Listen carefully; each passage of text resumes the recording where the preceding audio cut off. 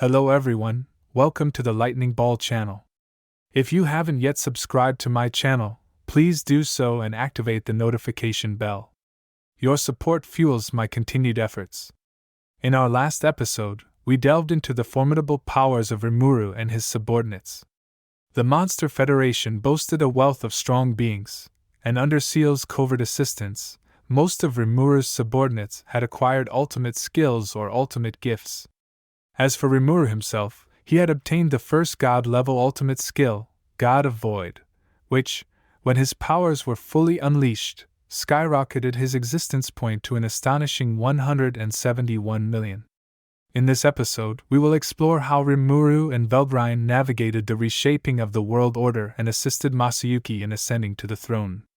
Meanwhile, Gi's territory faced an assault, igniting a new crisis and setting the stage for the upcoming Vulgus banquet. Let's get started. After confirming his true strength, Rimuru decided to cool down and contemplate the disposition of the defeated nation, the Eastern Empire. However, before he could delve into his thoughts, a knock at the door interrupted him, and the beautiful scorched dragon Velgrynd, with her flowing blue hair, entered. Rimuru instantly tensed up, but Velgrynd's expression was unusually gentle as she inquired about Veldora's well-being. Upon learning that Veldora was fine, Velgrynd showed a relieved smile. This left Rimuru inwardly speechless because, at present, Veldora was still terrified of his sister Velgrynd. Rimuru had once invited Veldora to meet Velgrynd together, but Veldora emphatically refused, frantically claiming he was too busy with many things to do. Frankly speaking, Veldora's frightened expression was quite embarrassing. Returning to the conversation between Rimuru and Velgrynd, Rimuru's face turned pale, and his heartbeat quickened as he anxiously inquired about Velgrind's visit. In past stories, Rimuru, whether intentionally or not, had foiled Velgrind's various plans, annoying her greatly. Worried about potential resentment, Rimuru braced for her reaction. Velgrynd, observing Rimuru's nervous expression, couldn't help but burst into laughter, jokingly asking if Rimuru thought she had come to challenge him to an after-school fight. Shocked by her remark, Rimuru was puzzled. School fights were common in his time on Earth, but why would Velgrynd know about such things? Velgrynd patiently explained that her journey to find Rudra's soul was more thrilling than imagined, leading her through numerous worlds and eras, including Earth where Rimuru once lived and where she found Masayuki.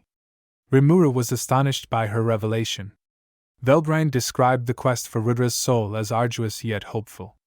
The more souls she encountered, the less daunting the hardships seemed, allowing her to reflect on her journey with genuine happiness. Velgrind's admission of visiting Earth suggested that returning to one's original world was possible. Rimuru's mind raced with possibilities, though he realized returning to his old world, where he had died, might be futile. However, Rimuru keenly noted Velgrind's ability to travel across worlds and time, pondering if he could save his former self from death. Seal quickly caught on to Rimuru's intent and began analyzing the possibility. Whether or not Rimuru could return to a time before his death, many summoned to this world might yearn to return to theirs. Driven by this prospect, Rimuru resolved to earnestly pursue the means to make such journeys possible. Velgrind's words snapped Rimuru out of his reverie. She was there to express her gratitude. To her, the journey had been an unbelievable, lengthy yet brief dreamlike experience, made possible through the evolution of her ultimate skill with Rimuru's assistance. With a gentle expression, her previously intimidating aura was gone, replaced by a calm and peaceful demeanor that, combined with her beauty, momentarily made Rimuru's heart skip a beat. Rimuru felt genuinely happy for Velgrynd. Velgrynd continued, saying that because of Rimuru's help, she would not become his enemy unless Masayuki willed it. Thus, she hoped Rimuru would not betray Masayuki. Considering Masayuki was already Rimuru's ally, Velgrind's assurance was more than welcome. Rimuru immediately vowed not to betray Masayuki in the name of companionship, but joked about possibly deceiving Masayuki or picking fights with him occasionally. Velgrind's gaze turned icy, fixing Rimuru with a stern look. Rimuru quickly conceded, promising to refrain from pranks and unnecessary arguments with Masayuki. Oddly enough, Rimuru found himself apologizing. After calming down, Rimuru enjoyed listening to Velgrind's fantastical journey, spending a delightful time together. The following morning, Monster Federation's executives, King Gazel of Dworgen Nation, Masayuki, Velgrynd, and remnants of the Empire's army gathered in the conference room. The assembly of three powerful factions awaited the start of the meeting. The meeting's host, TenSura, gracefully took center stage, commencing discussions on the fate of the defeated Eastern Empire. The Empire's massive assault on the Jura Great Forest had been repelled by the combined forces of the Monster Federation and Dworgen Nation, with Rimuru and his subordinates storming Emperor Rudra's airship for a decisive battle. Amidst the recount of Rimuru's victory over Scorched Dragon Velgrind, King Gazel abruptly rose, his voice tinged with unease, querying Velgrind Sama's acceptance of the portrayal of Rimuru's triumph. Gazel's deferential tone was unusual, given his status as a sovereign, but understandable considering Dworgen Nation's past ordeal with Scorched Dragon's assault, a threat that once hovered on the brink of national extinction. Velgrind, however, merely offered a serene smile, reassuring Gazel as a friend of Rimuru's, thus posing no threat. She openly acknowledged her defeat by Rimuru, a confession that sent ripples of shock through the assembly. Empire officials and Dworgen elites, previously silent, were visibly shaken, unable to grasp the reality of Velgrind Sama's defeat, an entity they deemed invincible. King Gazel was left speechless, while Kalgurio, Minutes, and even Rimuru's own subordinates were dumbstruck. Rigurdo, in disbelief, declared a celebration in honor of Rimuru's victory against the Scorched Dragon. Benimaru, with pride, mentioned his awareness of Rimuru's prowess, having witnessed the battle firsthand. Xian, however, couldn't contain her irritation, questioning why Benimaru had the leisure to observe Rimuru's victory during the Battle of the Eight-Gate Formation. Benimaru scrambled for an explanation, citing his duty to monitor every battlefront as the supreme commander. Diablo seized the opportunity to tease Xian, expressing regret that she missed such a thrilling combat, a subtle jab that only added to the charged atmosphere of the meeting. As Xian was about to clash with Diablo, Testarossa sighed in resignation, restoring order to the assembly as the host. She resumed detailing the situation.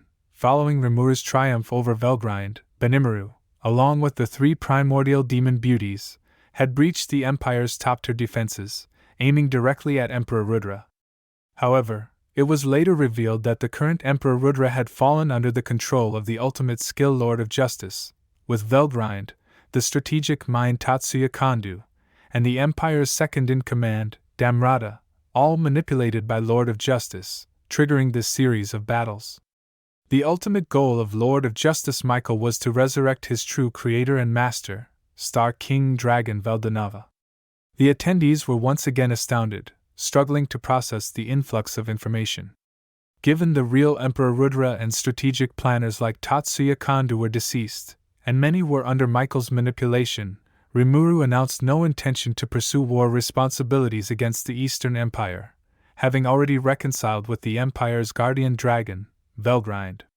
However, Rimuru highlighted the need for a new emperor under these circumstances, which was the purpose of this meeting.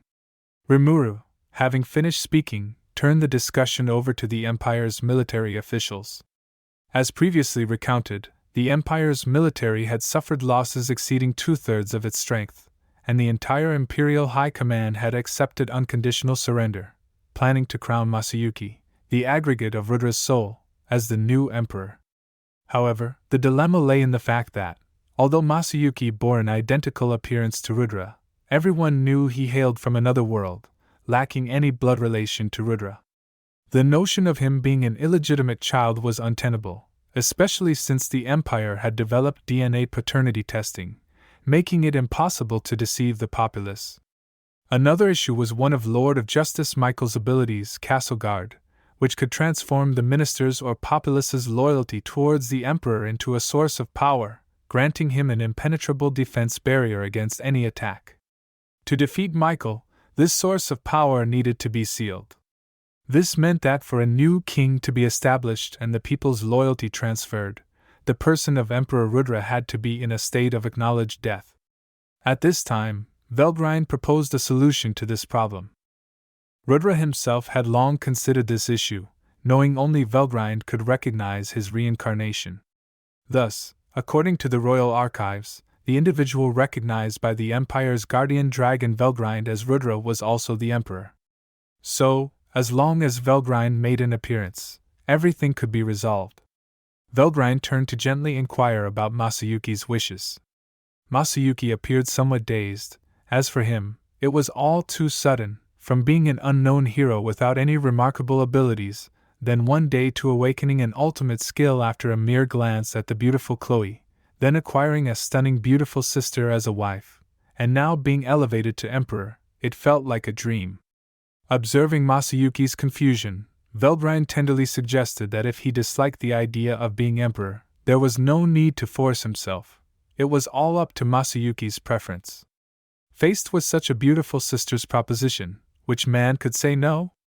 Masayuki declared that since he was already treated as a hero, adding one more title made little difference to him. With that statement, the policy to crown Masayuki as the new emperor of the Eastern Empire was established. In later historical records, the goal to create a world where everyone could live happily was attributed to the governance philosophy of the savior Emperor Masayuki Rudra Nam Naska. This day was also recorded as the debut of the new King Masayuki. After the first topic was concluded, discussions on how to confront Michael and his subordinates commenced. The enemies that appeared within the labyrinth had an estimated existence point of around 3 million, ranking them among the top tiers even within the Monster Federation, comparable to the primordial demons.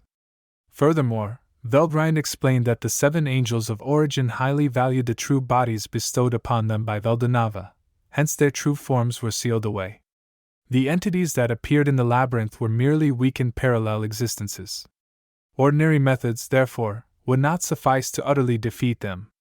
However, Velgrynd once successfully eliminated Corny using her ultimate skill, Lord of Flame God, which possesses dimensional leap effects capable of breaking through the constraints of time and space for simultaneous attacks. In this case, without similar tactics, overcoming Feldway and Zelario would prove impossible. While Rimuru's faction could feasibly counter such threats, Dwargen nations stood defenseless against them. The second concern raised involved the ambitious yet flawed plan to resurrect Star King Dragon Veldanava. Diablo, having once been a follower of Veldanava, ridiculed the notion that merely acquiring the powers of Veldora, Velgrind, and Velgyrnd could suffice for such a resurrection. Highlighting the insufficiency of such power, Diablo pointed out the potential targeting of Demon Lord Milim Nava, an inheritor of Veldanava's will and power. Such actions, Diablo warned, could ignite Veldanava's wrath, especially since Milim, unlike the true dragons, would not resurrect upon death. This chain of actions could descend the world into chaos even if Veldanava was successfully resurrected. Prompted by Diablo's insights, Rimuru resolved to caution Milim to heighten her vigilance. To counter the threat of Manus Michael, Phantom Army, and the Angels' potential invasions, Rimuru planned to dispatch various subordinates across nations to bolster defenses. To ensure constant communication and coordination, Dwargen nation and Western countries adopted the use of cell phone-like devices, marking a step towards a new era of connectivity and defense strategy. With guests from various nations departed, Rimuru turned his focus to a pressing issue, the potential for unforeseen betrayal, spurred by Manus Michael's ability to control any awakened being with angelic ultimate skills. Despite Seal's reassurances that worrying might be futile, Rimuru, ever cautious, prepared mentally for any contingency that could impede his response capabilities. In contemplation, Rimuru pondered who among those with angelic ultimate skills might succumb to Michael's influence. Certainly, Luminous and Guy, who opposed the Empire, were deemed trustworthy by Rimuru. However, Leon's capabilities remained somewhat of a mystery, leaving room for speculation. Regarding the giant King de Gruel, previous assertions by Chloe suggested he might instigate war concurrently with the Empire's aggression, yet this did not happen in this timeline, hinting at possible covert manipulation. The case with Milim was particularly unclear to Rimuru, but given their relationship, a direct conversation might reveal her position. Thus, Rimuru resolved to personally seek out Milim for a discussion. Just as Rimuru was pondering over this matter, a familiar voice suddenly echoed in his mind. It was Guy's voice, conveying an abrupt message that the Vulgus banquet was to be convened. All demon lords were mandated to attend, with the message transmitted through the demon lord ring on Rimuru's little finger. In haste, Rimuru requested Xian to summon Shuna, and shared the developments with Diablo for discussion. Diablo noted the unexpected nature of the banquet's sudden convocation, indicating it was uncharacteristic of Guy, whose direct contact suggested an urgent situation. Guy, recognized as one of the oldest and most formidable demon lords, was known for his pride, reportedly even prohibiting his subordinates from initiating conversations with him. At that moment, Shuna arrived in response, accompanied by several individuals, including Ramirez among them. Ramirez, visibly agitated, emphasized the gravity of Guy personally reaching out. She mentioned that, to her knowledge, Guy hadn't personally hosted a Vulgus in at least a millennium. Rimuru tasked Shuna with instructing Benimuru to take full responsibility for the affairs of the Monster Federation, as he planned to attend the Vulgus alongside Xian and Diablo. Shuna and Rimuru acknowledged each other with a nod, as Rimuru silently made his preparations. In just a short while, Primordial Blue Rain, donned in a dark red maid outfit, broke through space to appear before Rimuru and the others. Although her abrupt entrance might seem impolite under normal circumstances, no one minded this time, for Rain bore visible injuries all over, indicating an ominous premonition had come true. Rain reassured them not to worry, promising to explain the details once everyone was gathered, and for now, suggested to proceed with teleportation. Thus began a new Vulgus, under a cloak of tension. Alright, that's all for this video. We all know Guy is the strongest and most ancient demon lord, and his story has been touched upon in various episodes, such as his pact with Rudra, his agreements with the Star King Dragon, and his coalition with Feldway against the evil god Ivarage, among others. In our next video, we will consolidate all information regarding Guy, narrating the tale of Guy Crimson. The upcoming story promises to be thrilling, so don't miss it. If you enjoyed this video, please like, comment, and subscribe. Your support is greatly appreciated. See you in the next one.